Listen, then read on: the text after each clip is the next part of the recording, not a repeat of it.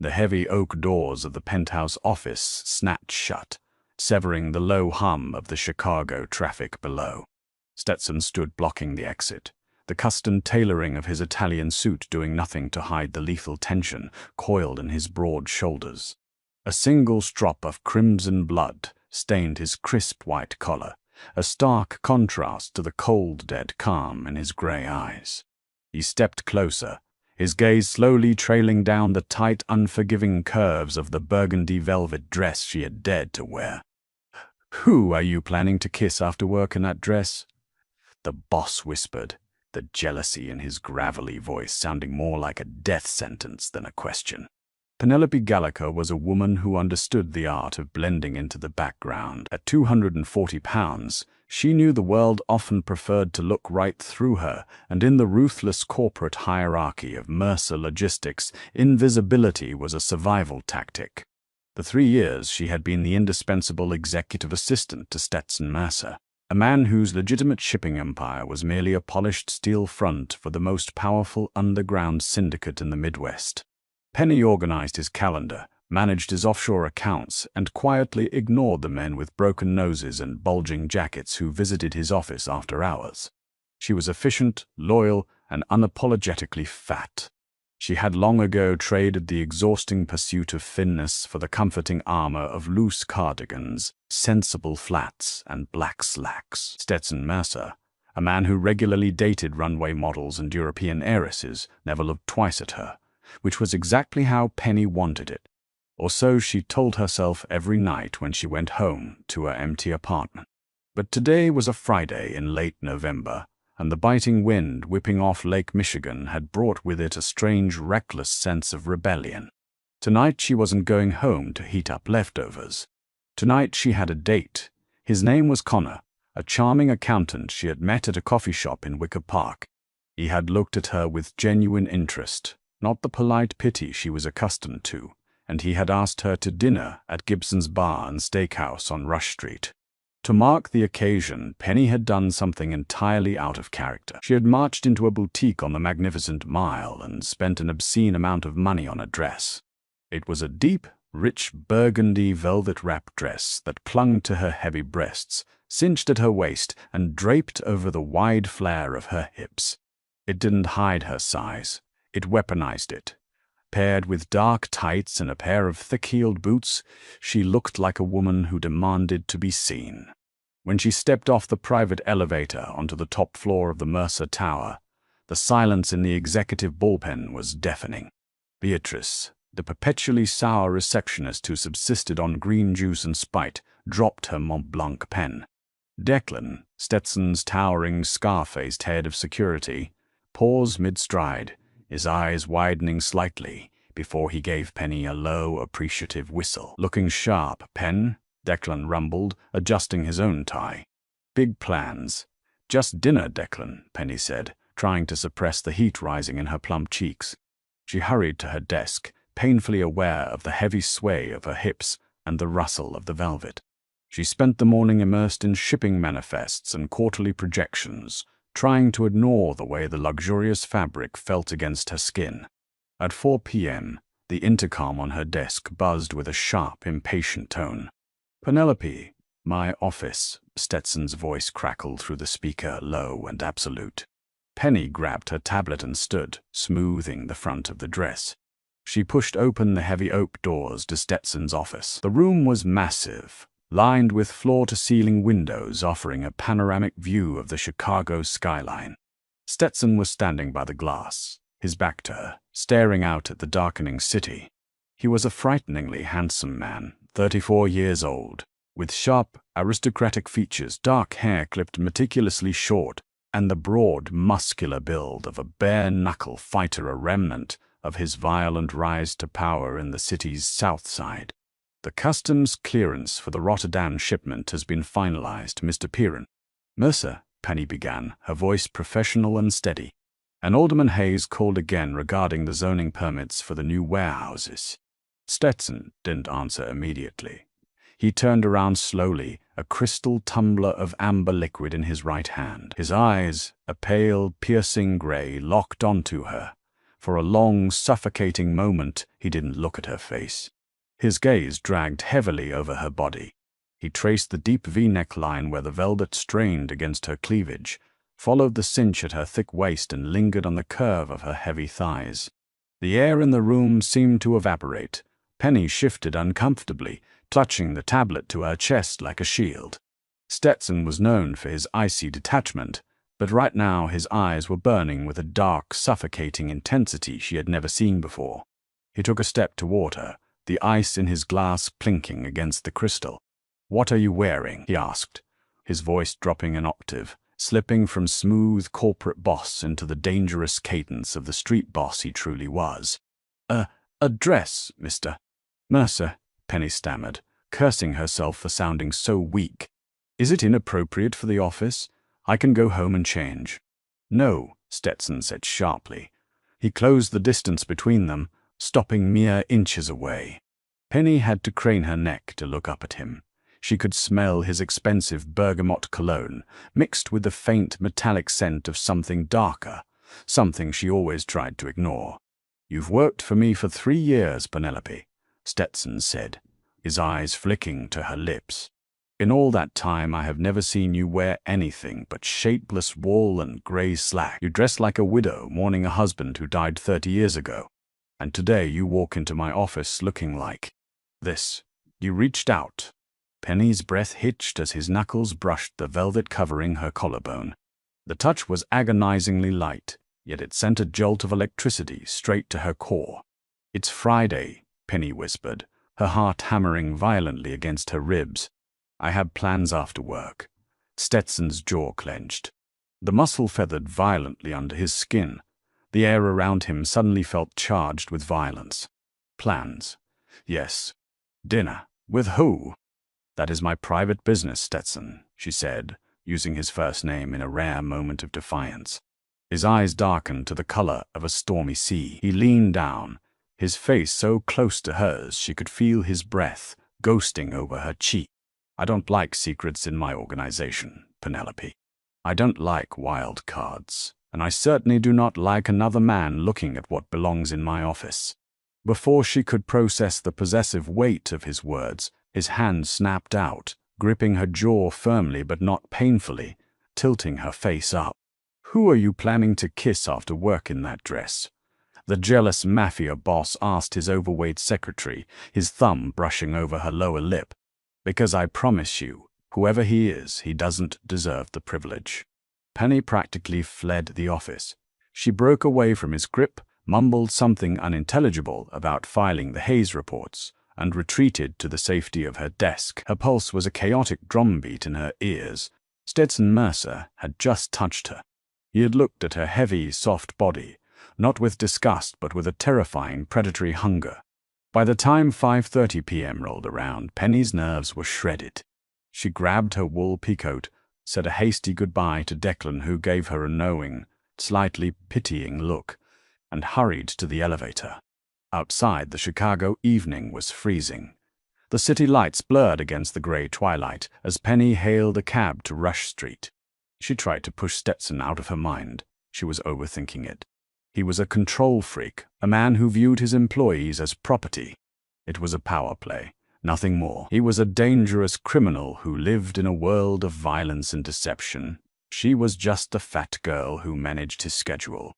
Gibson's was crowded, warm, and smelling of rich steaks and expensive red wine. Connor was already at a corner booth. He stood up as she approached, a wide, easy smile on his face.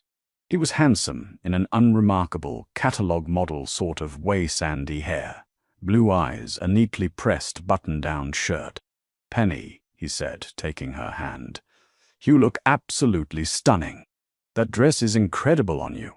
A genuine blush warmed her cheeks. "Thank you, Connor. It's new." They ordered drinks, and at first the date was pleasant. Connor asked about her week. They laughed over the terrible weather, and they shared an appetizer. But as the waiter cleared their plates and poured a second glass of Cabernet, the conversation took a subtle, jagged turn. "So you work at Mercer Logistics," Connor said, leaning forward, resting his elbows on the white tablecloth. "That's quite the operation. I hear Stetson Mercer is a brilliant CEO. He's very demanding, Penny said carefully, taking a sip of wine. She was trained to be vague, I bet. Managing all those shipping routes, from the port of Chicago down the Mississippi. It must be a logistical nightmare. Connor swirled his wine. Especially the cargo coming in from the Canadian border. Does he handle the routing for those directly, or do you manage the schedules? Penny froze. The wine suddenly tasted like ash. Mercer Logistics did have routes from Canada, but they were strictly off the books. They were the routes Stetson used to move untraceable cash and unlicensed firearms. No ordinary accountant would know about those, let alone bring them up on a first date. She looked at Connor. The easy, charming smile was still there, but his blue eyes were sharp, calculating, and completely devoid of warmth. I just handle his basic calendar, Connor, Penny said, her voice dropping a notch. I wouldn't know anything about specific routes. Come on, Penny, Connor chuckled, though there was no humor in it. A smart girl like you, an executive assistant with top clearance. You know everything. I'm just curious. A friend of mine in the import business is trying to figure out how Mercer manages to clear customs so fast at the northern checkpoints. Penny's blood ran cold. She slowly reached for her purse under the table. I think I should go. Don't be like that, Connor said, his hand shooting across the table to clamp down tightly over her wrist. His grip was entirely too hard, his fingers digging into her soft flesh. We're just making conversation. Besides, we haven't ordered dinner yet. Let go of me, Penny hissed, trying to pull her arm back. Across the restaurant, sitting alone in a dimly lit booth near the bar, a man in a dark suit slowly lowered his newspaper. Stetson Mercer had been watching them for 30 minutes. When he saw Connor's hand wrap around Penny's wrist, Stetson didn't blink. He just reached into his breast pocket, pulled out his phone, and typed a single encrypted message to Declan. Allie. Now. Look, Penelope. Connor's voice dropped, the charm completely evaporating, replaced by a cold, menacing rasp. My bosses are very interested in the Canadian schedules. You're going to come with me to a nice, quiet place, and you're going to open your laptop and show me the logistics software. If you do, you walk away. If you don't. Connor didn't finish the threat. He didn't have to. The reality of her situation came crashing down on her. She hadn't been asked out because she was pretty or interesting, or because the burgundy velvet dress looked good on her curves.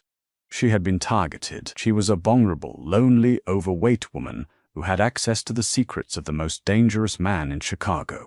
She was easy prey. Tears of humiliation and pure terror stung the corners of her eyes. She had been so stupid. I don't have my laptop, she whispered, her voice trembling. Then you'll take me to the office, Connor said, standing up and pulling her roughly to her feet. Keep quiet, smile, and walk to the door. Penny stumbled against the heavy wooden table, the edge sticking into her hip. She allowed herself to be guided through the crowded restaurant, her heart hammering wildly. She looked around, hoping to catch a waiter's eye, but everyone was engrossed in their steaks and conversations. They stepped out the heavy glass doors into the freezing Chicago night. Instead of leading her to the street to hail a cab, Connor yanked her sharply to the right, dragging her toward the narrow, poorly lit alleyway that ran behind the restaurant's kitchen. Where are we going? Penny cried out, her high-heeled boots slipping on a patch of black ice. My car is parked out back. Shut up and walk, Connor snarled, shoving her forward. The alley smelled of rotting vegetables and stale beer. The sound of the street faded behind them, replaced by the low hum of an industrial generator. Penny realized with a sickening jolt of panic that if he forced her into a car here, she was never coming back. She stopped walking, planting her heavy boots onto the pavement, dropping her weight to anchor herself. No! I'm not going anywhere with you. Connor spun around, his face twisting with ugly rage. He reached under his jacket, the metallic gleam of a suppressed pistol catching the dim light of the alley lamp. Listen to me, you fat bitch. You're going to get in the car, or I'm going to put a bullet in your knee right now and drag you. Penny squeezed her eyes shut, preparing for the blinding pain, a scream tearing at her throat. But the gunshot never came. Instead of a gunshot, the alley was suddenly filled with the deafening roar of a V8 engine. A massive, matte black armored SUV tore down the narrow alleyway from the opposite end, its headlights blindingly bright. The vehicle slammed on its brakes, the heavy tires skidding on the frost-slicked pavement, stopping mere inches from Connor. Connor staggered backward, raising his weapon toward the SUV, but he was too slow. The heavy passenger door kicked open with bone-shattering force, catching Connor square in the chest and sending him flying backward into a stack of empty steel kegs. Before Connor could recover, a massive figure stepped out of the vehicle. It was Declan. The scar-faced enforcer didn't say a word. He moved with terrifying speed, kicking the gun out of Connor's hand so hard the metal shattered against the brick wall. Penny stumbled back against the icy bricks, her breath coming in ragged gasps, her hands covering her mouth. "You broke my ribs," Connor screamed, clutching his chest, trying to scramble backward on the greasy pavement. The rear passenger door of the SUV opened slowly. The heavy, measured footsteps that followed echoed loudly in the confined space. Stetson Mercer stepped into the harsh glare of the headlights. He was no longer wearing his overcoat. He had stripped down to his white dress shirt, his sleeves rolled up to the elbows, revealing forearms corded with muscle and faded ink. The cold, dead calm was back in his gray eyes, but it was accompanied by an aura of pure, unadulterated violence. He didn't look at Penny. His gaze was locked entirely on Connor. "Declan," Stetson said, his voice soft, almost conversational. "Hold him up." Declan reached down with one massive hand, grabbed Connor by the collar of his expensive coat, and hauled him to his feet, pinning him against the brick wall. Connor's face was pale, slick with sweat and terror. "Mercer," Connor gasped out, spitting a glob of bloody saliva onto the ground. "You're making a mistake. The O'Bannon family isn't going to let this go. You touch me, and the truce is dead. The O'Bannon family sent a rat to try and seduce my secretary to steal my shipping manifests," Stetson said, stepping closer. "The truce died the second you touched her. She's a liability, Stetson." Connor choked out, trying to sound brave, but failing miserably. "Look at her, a pathetic, lonely soul. It was Tuesday afternoon. You think a woman like that has the stomach to work for the Mercer Syndicate? She's weak." Penny flinched as if she had been struck physically. The words tore through her, affirming every dark, insecure thought she had ever had about herself. She shrank against the wall, wrapping her arms around her thick waist, trying to make herself as small as possible in the striking velvet dress. Stetson stopped in front of Connor. He tilted his head slightly, studying the man. "You have a very poor understanding of value, Connor, and a profound lack of respect." In a movement so fast Penny barely registered it, Stetson's hand darted into his waistband. A flash of silver cut through the dim light. A heavy, custom-made combat knife, the blade serrated and wicked, was suddenly in his grip. Without a word, without a flicker of hesitation, Stetson drove the blade deep into Connor's thigh, right above the knee, and twisted. Connor let out a shrieking, animalistic howl of agony. His legs gave out, but Declan held him upright against the wall. Thick, hot crimson blood erupted from the wound, splattering across the alley pavement, violently dark against the dirty white snow. Penny screamed, pressing her hands to her ears, closing her eyes against the horrific spray of violence. The metallic, coppery smell of the blood hit her nose instantly, mixing with the frigid Chicago air. She had known Stetson was a criminal. She had seen the aftermath of his business. But she had never, not once in 3 years, seen him commit the violence himself. "This is a message for the O'Bannons," Stetson whispered, leaning in close to Connor's ear over the man's pathetic sobbing. "Tell them if they ever come within 50 miles of my business again, I will burn their houses down with them inside. And tell them." Stetson pulled the knife out with a sickening squelch, causing a fresh torrent of blood to pour down Connor's leg. "If anyone ever looks at my woman again, I will take their eyes. My woman." The words hung in the freezing air, heavy and absolute. Stetson wiped the bloody blade clean on Connor's expensive jacket, sheathed it, and nodded to Declan. Declan dropped the weeping, bleeding man into the trash and garbage of the alleyway. Stetson turned slowly. His white dress shirt was pristine, save for a single stark drop of blood that had splashed up and stained his crisp white collar. He walked toward Penny. Penny was hyperventilating, her back pressed hard against the brick. The glamorous velvet dress felt heavy and ridiculous now. She was a civilian caught in a war zone, a fool who thought she was going on a normal date. Stetson stopped right in front of her. The terrifying monster who had just maimed a man vanished, replaced instantly by a man looking at a woman with desperate, consuming focus. He reached out, his large, warm hands gently framing her face. His thumbs brushed away the tears leaking from her eyes. "Are you hurt, Penelope?" he asked, his voice rough, shaking slightly with an emotion she couldn't name. "And no," she sobbed, trembling uncontrollably. "He grabbed my wrist." Stetson's jaw tightened. He looked down at her wrist, already beginning to bruise a dark purple. The fury returned to his eyes, but he suppressed it, focusing back on her. "I'm sorry," Penny cried, the humiliation crashing over her. "I'm so sorry, Stetson. I was stupid. I thought he liked me. I didn't know he was O'Bannon." "Do not apologize," Stetson commanded softly. He stepped closer, stepping into her space, letting the heat of his large body warm her freezing skin. "You are not stupid. You are the smartest, most capable woman I have ever known. The only mistake made tonight was mine." Penny looked up at him, confused, terrified, and captivated. "Your mistake?" "Yes," Stetson murmured, his eyes dropping to her lips again, just as they had in the office hours ago. "My mistake was letting you believe that any other man could have you. My mistake was staying silent for 3 years because I thought keeping you behind a desk would keep you safe from my world." He stepped even closer, his chest pressing against her heavy breasts. The velvet dress yielded to his solid muscle. "You asked me if your dress was inappropriate for the office," Stetson whispered, his face descending toward hers. "It was, because the moment you walked in wearing it, all I could think about was tearing it off of you. You are mine, Penelope. You have always been mine."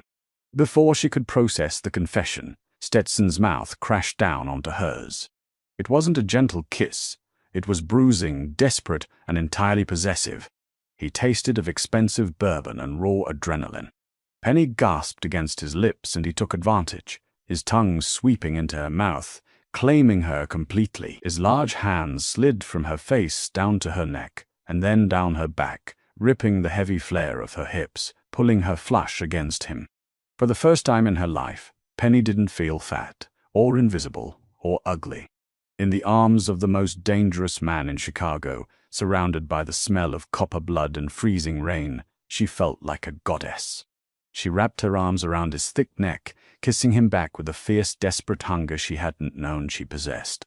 When Stetson finally pulled away, they were both breathing heavily. He kept one arm firmly wrapped around her waist, anchoring her to him. He looked over his shoulder at the bleeding man groaning in the dirt. "Declan, call the cleaner. Make sure O'Bannon gets his rat back alive, but just barely," Stetson ordered, his tone back to the IC CEO. He turned back to Penny, easily sweeping her up into his arms, ignoring her weight as if she were made of air. He carried her to the waiting SUV and placed her in the back seat, climbing in right after her and pulling her onto his lap. "Where are we going?" Penny asked, her voice small but steady, burying her face into the curve of his neck, right next to the blood stain on his collar. "Home," Stetson said, the heavy doors of the SUV closing, sealing them in the dark luxury of the vehicle as it sped away from the alley. "We are going home, and tomorrow we are going to have a very long conversation about your new position in the Mercer family." The private elevator opened directly into Stetson's penthouse at the Waldorf Astoria, a sprawling 2-story fortress of glass, black marble and brushed steel overlooking the glittering expanse of the Gold Coast. Stetson carried Penny inside, kicking the heavy mahogany doors shut behind them, effectively locking out the chaos of the Chicago underworld. He didn't set her down until they reached the massive master bathroom, a space larger than Penny's entire apartment. He placed her gently on the edge of a deep soaking tub. The adrenaline of the alleyway was fading. leaving Penny shivering violently, her teeth chattering despite the ambient heat of the luxurious suite. Stetson stripped off his ruined white shirt, the drop of blood on the collar glaring at her like an accusation. His torso was a map of old violence, faded knife scars across his ribs, and a jagged bullet wound near his left shoulder. He tossed the shirt into a corner and turned the brass fixtures of the sink, soaking a plush white towel in warm water. "Give me your hand," Stetson instructed, his voice a low, soothing rumble that stood in stark contrast to the monster who had carved up a man 20 minutes prior. Penny offered her trembling right arm. The skin around her thick wrist was already blooming into a dark, angry ring of purple and black where Connor had gripped her. Stetson's jaw ticked as he stared at the bruise. He gently pressed the warm, damp towel against her skin. "It doesn't hurt that much," Penny lied softly, her eyes tracing the hard lines of his face. "He will never walk right again, Penelope. And if Liam O'Bannon has a shred of intelligence, he will put his nephew out of his misery before I do it myself," Stetson said quietly, carefully wiping a smudge of dirt from her forearm. He set the towel down and looked up, meeting her eyes. "You are safe here. No one gets past the lobby without Declan's authorization, and my men are already locking down the perimeter." "I can't stay here, Stetson," Penny whispered, wrapping her arms around her heavy waist, suddenly hyper-aware of her body in the blinding, pristine light of the bathroom. The burgundy velvet dress felt like a costume she had stolen. "I have a cat. I have a life. I'm just an assistant." Stetson knelt on the marble floor, completely uncaring of his expensive wool trousers. He took both of her hands in his large thumbs stroking her knuckles. "You haven't been just an assistant since the day you walked into my office 3 years ago," Stetson said, his pale gray eyes burning with a fierce, possessive heat. "I watched you, Penelope. I watched how you handled the executives who thought they could talk over you. I watched how you organized my chaos. I saw the way you tried to hide yourself in those terrible gray sweaters, and it drove me half insane because all I wanted to do was strip them off and see the woman beneath." Penny swallowed hard, tears welling in her eyes again. "I'm fat, Stetson. I'm not. I'm not the kind of woman a man like you parades around. Look at me. I'm soft. I take up too much space." "You take up exactly the space you are meant to," Stetson growled, rising slightly to frame her face with his hands. "I am surrounded by sharp, starving, artificial people all day long. You are the only real thing in my life. Every curve, every ounce of your soft-to-sit is mine to worship. Do you understand me? I will kill any man who makes you feel otherwise." Starting with O'Bannon. He kissed her then, deeply and reverently, silencing her insecurities with the intoxicating taste of his desire. When he pulled back, he rested his forehead against hers. But things are going to change now. Connor was right about one thing. The O'Bannons are coming for the Canadian logistics routes. They know about the ghost shipments. Tomorrow I'm transferring you to a secure location in the Hamptons. You'll be off the board until the war is over." Penny stiffened. The romantic haze evaporated, replaced by a sudden, sharp clarity. She pulled her hands away from his grasp. "No." Stetson blinked, clearly unaccustomed to the word. "Penelope, this isn't a negotiation. The O'Bannon syndicate will use you to get to me. They want the encrypted ledgers for the northern routes." "They can't have them," Penny said, her voice dropping the tremor and adopting a steely resolve. She stood up, smoothing the velvet over her wide hips. "Because those ledgers are protected by a polymorphic encryption key that changes every 12 hours.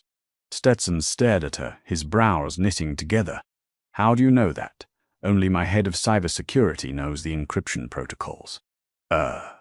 And your head of cybersecurity, David, is an idiot who spends half his day trading cryptocurrency on company servers," Penny said flatly. She took a deep breath. It was time to pull back the curtain. "Stetson, who do you think fixes the discrepancies when the cargo manifests don't match the customs reports?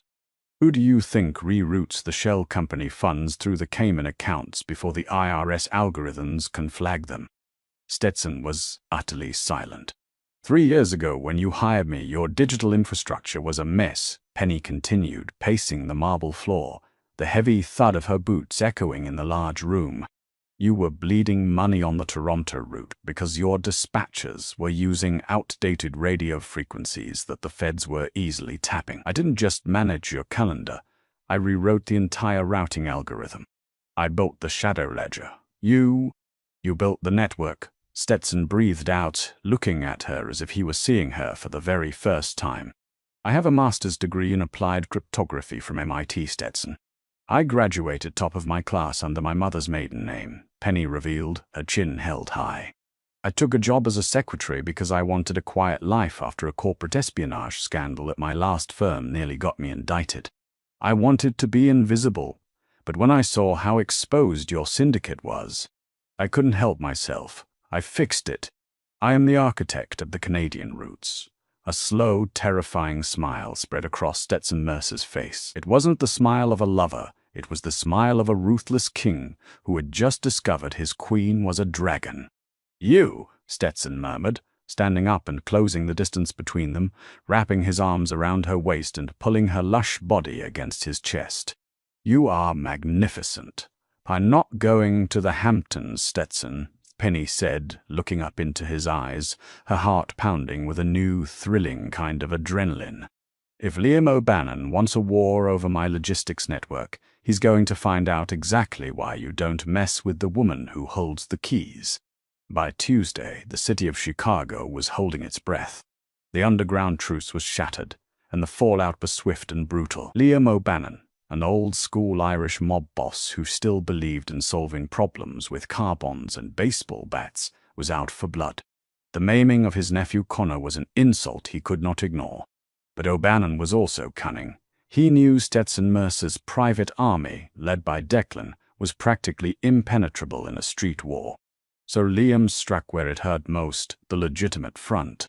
Penny stood in the center of Stetson's executive office, her eyes fixed on the massive multi-monitor display on the wall. She had ditched the velvet dress for her usual professional attire, a tailored black blazer that flared elegantly over her wide hips and a crisp white blouse. But her demeanor had completely transformed. She was no longer the quiet, invisible secretary.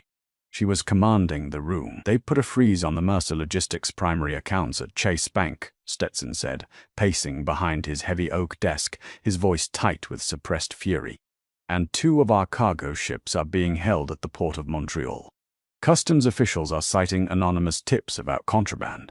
It's Alderman Hayes, Declan grunted from the corner of the room, his massive arms crossed over his chest.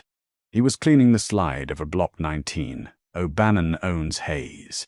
The alderman is pulling strings with the Port Authority and the federal judges to choke our cash flow. We should pay Hayes a visit tonight, remind him who built this city. No, Penny said sharply, turning away from the screens. Both men looked at her. No blood. Not yet. If you kill an alderman, the FBI will swarm Mercer Logistics and the O'Bannons will swoop in and take the infrastructure while you're busy fighting federal indictments. That's exactly what Liam wants. Stetson stopped pacing and leaned against his desk, crossing his arms. He looked at Penny with a mixture of raw lust and deep admiration. What's the play, Penelope? O'Bannon is playing checkers with baseball bats. We're going to play chess, Penny said, walking over to her laptop, which was now permanently docked on Stetson's desk. Her thick fingers flew across the keyboard with blinding speed. Alderman Hayes is corrupt, but he's also greedy. For the past 2 years, I've been running a background subroutine on all political figures associated with our zoning permits. Just housekeeping, Declan chuckled darkly. Remind me never to piss you off, Pen. Look at this, Penny said, projecting her screen onto the main wall monitor. Complex spreadsheets, offshore banking records, and heavily redacted emails flooded the screen. Hayes isn't just taking bribes from the O'Bannons. He's been embezzling union pension funds through a shell company registered in Belize. A shell company that coincidentally uses the prestigious law firm of Kirkland & Ellis for its stateside legal shielding. Stetson's eyes narrowed as he read the data on the screen. This is a federal RICO case waiting to happen. If this leaks, Hayes spends the rest of his life in ADX Florence. Exactly, Penny said, a cold, ruthless smile touching her lips. It was a smile she had learned from watching Stetson for 3 years. We don't need to shoot him. We just need to put the gun to his head and let him pull his own trigger. She tapped a few more keys. I've already compiled the dossier. I'm routing it through a secure proxy server to Hayes' private email right now, with a blind copy set to drop into the inbox of the lead investigative reporter at the Chicago Tribune. The timer is set for 60 minutes. Stetson walked around the desk, stopping right behind her. He placed his large hands on her shoulders, his thumbs massaging the tension in her neck. The heat of his body radiated through her blazer. "What are your terms, architect?" Stetson asked softly, his breath stirring her hair. "I just sent Hayes a text from an untraceable burner," Penny replied, leaning back slightly into his solid chest. "He has exactly 30 minutes to make the phone calls to lift the bank freeze and clear the Montreal ships. If he does, I kill the timer on the email to the Tribune. If he doesn't, his life is over." The office descended into a tense, suffocating silence. Declan stopped cleaning his gun, watching the digital clock on the wall monitor tick down. Stetson remained stationed behind Penny, his hands a heavy, comforting weight on her shoulders, silently declaring to anyone in the room that she was under his absolute protection. At exactly 24 minutes, Stetson's encrypted cell phone rang. He picked it up, putting it on speaker and setting it on the desk. "Speak." That would unravel his entire world. "It's done." Alderman Hayes' voice echoed through the room, high-pitched, trembling, and entirely stripped of its usual political arrogance. "The holds are lifted. The accounts are unfrozen. Mercer, please, whoever you have working for you, whatever hacker you hired, tell them to stop. I'm out. I resign tomorrow. Just don't send those files." Stetson looked down at Penny. She met his gaze, her dark eyes flashing with triumph. She reached out and hit the delete key on her laptop.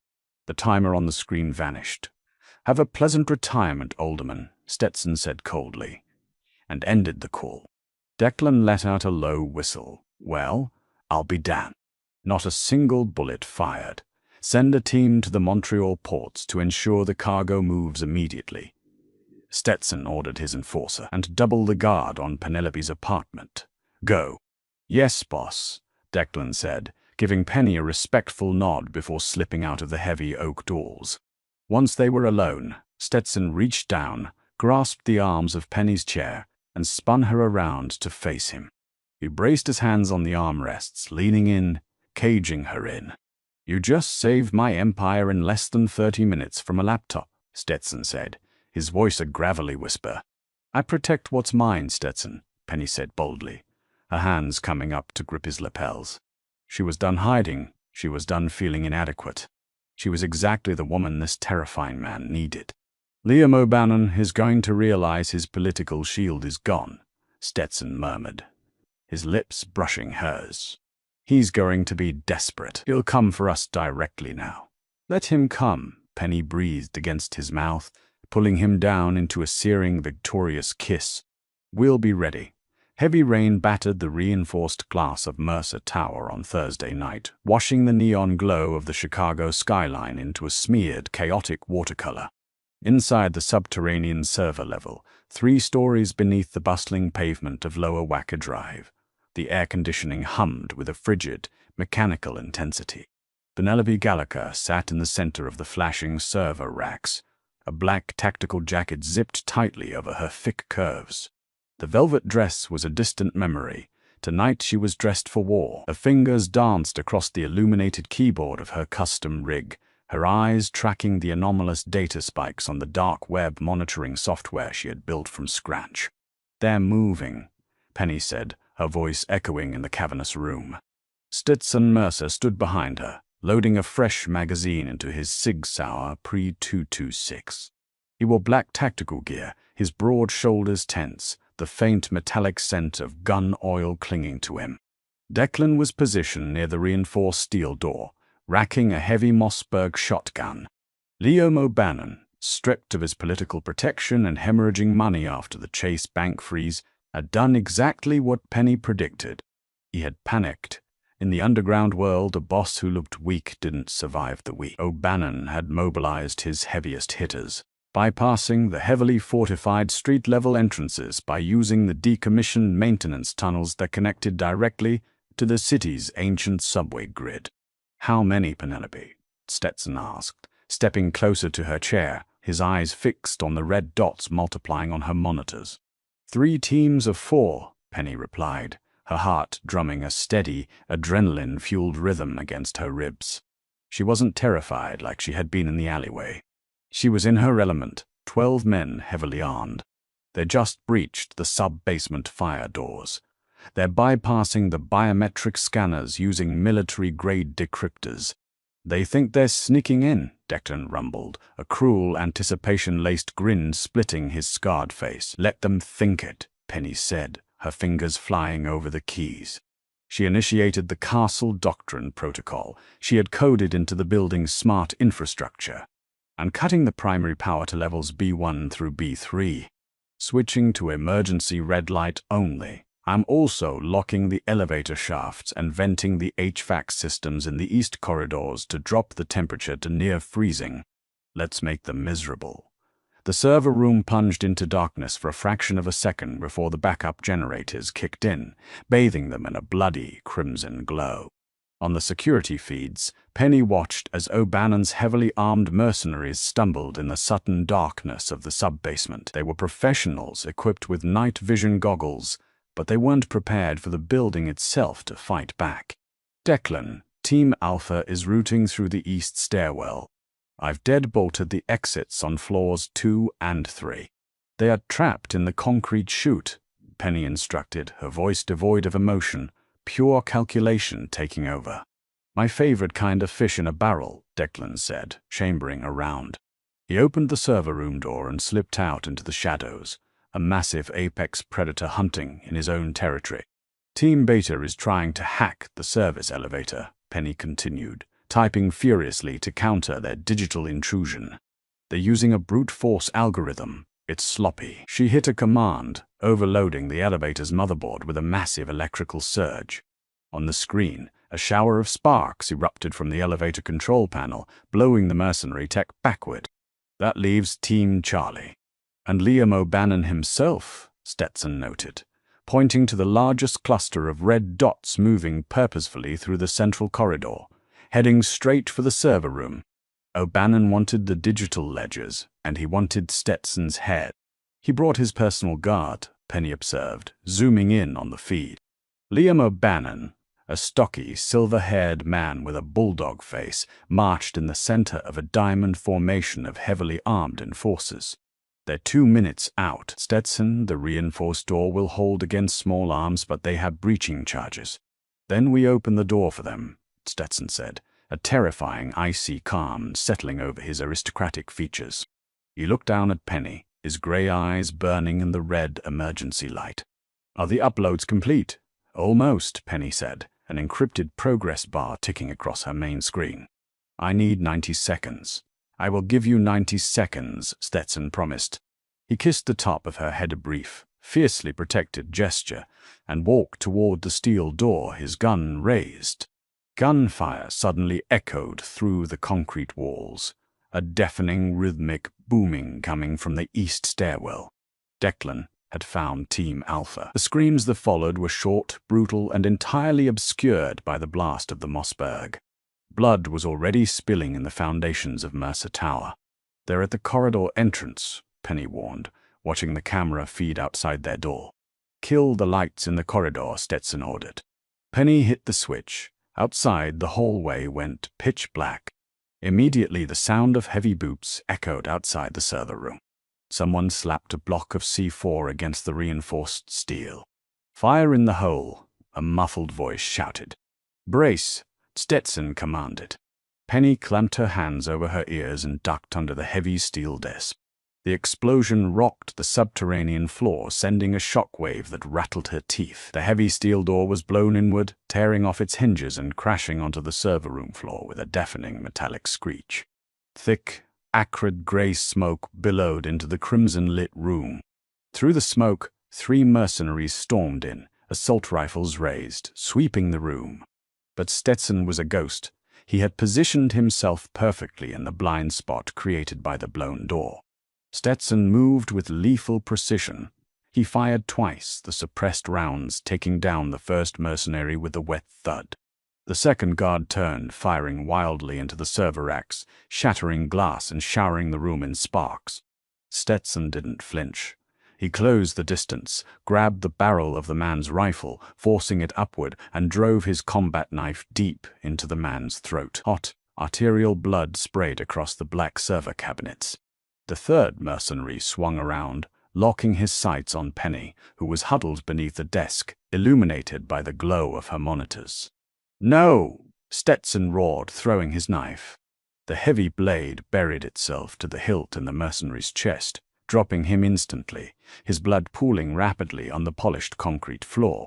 The smoke began to clear, revealing Liam O'Bannon standing in the ruined doorway, an old-school .45 caliber revolver leveled directly at Stetson's chest. "It's over, Mercer," O'Bannon rasped, stepping over the bleeding bodies of his men. His eyes flicked to Penny under the desk and his lip curled in absolute disgust. "I lost a lot of good men tonight, but taking your empire and putting a bullet in your fat pig of a secretary makes it entirely worth it." Penny didn't cower. She didn't cry. The progress bar on her screen hit 100%. A bright green transfer complete flashed across her monitor. She slowly slid out from under the desk, standing up to her full height, her heavy curves cutting a formidable silhouette against the red emergency lights. "You haven't won anything, Liam," Penny said, her voice dripping with lethal, aristocratic condescension that mirrored Stetson perfectly. O'Bannon barked out a harsh, ugly laugh. "Shut your mouth, sweetheart. I have the gun. I have the server room. The Canadian logistics ledgers are mine." "Are they?" Penny asked, stepping out from behind the desk, moving to stand shoulder to shoulder with Stetson. She ignored the gun pointed at them. She looked at O'Bannon not with fear, but with the cold, dissecting gaze of a scientist examining an insect. "You should check your phone, Liam. I imagine your financial manager at Cayman National Bank is desperately trying to reach you right now." O'Bannon's cruel smile faltered. His eyes darted nervously. "What are you talking about?" "While you were busy marching your men through a damp tunnel like a rat," Penny explained smoothly, crossing her arms over her chest. "I wasn't just locking doors. I was using your brute force intrusion against you. Your tech guys tried to hack my servers. They established a two-way digital bridge. It was a very stupid mistake." She tapped a single key on her remote console. The massive war monitor switched from security feeds to a series of banking ledgers. O'Bannon's name was plastered across the top. "I backtraced their connection directly to the O'Bannon Syndicate's central mainframe in Canaryville," Penny stated, her voice echoing with the finality of a judge passing sentence. "And I took everything. The offshore accounts in Belize. Drained the Cayman National Bank's safety deposits. Liquidated and routed through 50 different cryptocurrency tumblers. The real estate holdings under your shell corporations. I've transferred the deeds to a domestic abuse charity under an irrevocable digital trust." Liam O'Bannon's face drained of color. His hand, holding the heavy revolver, began to shake. "You're lying. That's impossible. Your firewalls were built in 2018.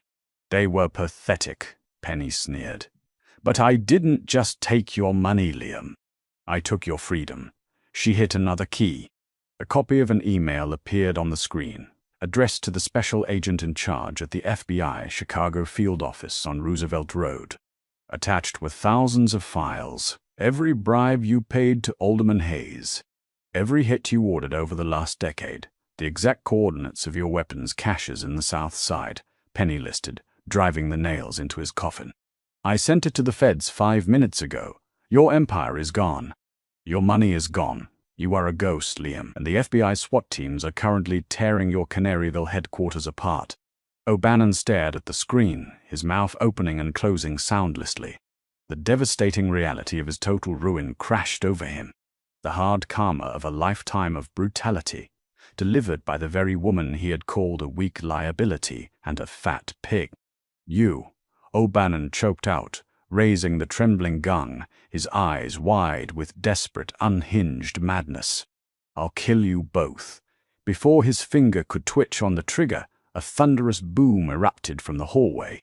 A slug from a Mossberg shotgun tore through O'Bannon's right shoulder, spinning him violently around. The heavy revolver clattered uselessly to the floor. O'Bannon collapsed, screaming in agony, clutching the bloody ruin of his arm. Declan stepped into the server room, his face splattered with blood, the shotgun smoking in his hands. He looked down at the weeping, ruined mob boss on the floor. "East stairwell is clear, boss," Declan grunted, entirely unbothered by the carnage. "Cops will be here soon. Feds too, if Penny's email hit their servers." "Let them come," Stetson said, kicking O'Bannon's gun out of reach. He looked down at the man who had ordered the attack on his woman. There was no rage left in Stetson's eyes, only the cold dismissal of a king discarding garbage. "The FBI will find a wanted criminal bleeding in the basement of a legitimate logistics company after a failed burglary. Our ledgers are clean. Our hands are clean." Stetson turned his back on O'Bannon, dismissing his existence entirely. He walked toward Penny, his boots leaving faint crimson footprints on the concrete. The adrenaline was finally beginning to crash, leaving Penny breathless. The reality of what she had just done, dismantling a multi-million-dollar criminal syndicate with nothing but a keyboard and her brilliant mind, was settling in. Stetson stopped in front of her. He reached out, his large, blood-stained hands gently gripping her waist, pulling her heavy, gorgeous curves flush against his hard, armored body. "A ghost," Stetson murmured, repeating her words to O'Bannon. A slow, incredibly proud smile spreading across his handsome face. "You turned the most feared man in the South Side into a beggar in under 10 minutes.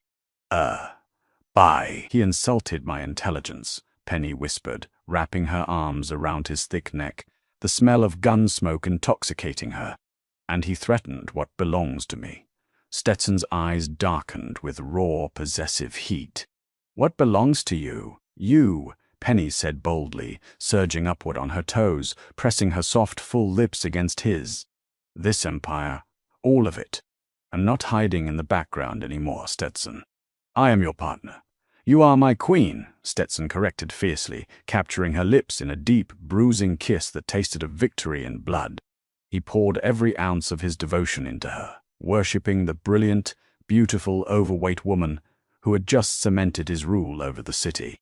"And the underworld will bow to you." Penelope Gallagher no longer hid behind oversized cardigans or the quiet title of an executive assistant.